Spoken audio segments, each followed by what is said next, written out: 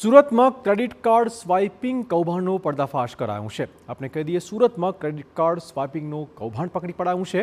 Police દ્વારા કૌભાંડના મુખ્ય સૂત્રધારની ધરપકડ કરવામાં આવી છે।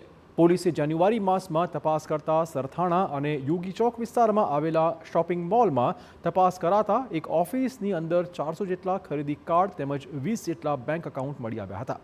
જે ગુનામાં તપાસ માટે એસઆઈટી રચના કરાઈ હતી, ત્યારે એસઆઈટીની તપાસમાં નવા ખુલાસા મળી આવ્યા છે। આરોપીઓએ બેંકના 3 કરંટ એકાઉન્ટમાં એક વર્ષમાં 31 કરોડના વ્યવહારો કર્યા હતા।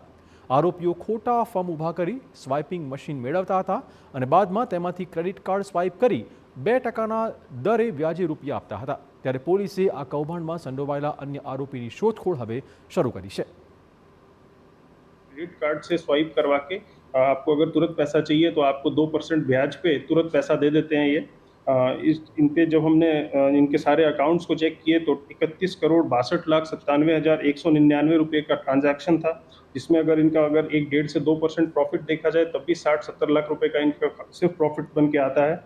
इसमें इन्होंने Madhav Kirana, Raghav enterprise, rich women firm ऐसे करके डुप्लीकेट फॉर्म्स बनाए और इन डुप्लीकेट फॉर्म्स के नाम पे इन्होंने पॉइंट ऑफ सेल मशीन ली और उन मशीन से इन्होंने सारा ट्रांजैक्शन किया।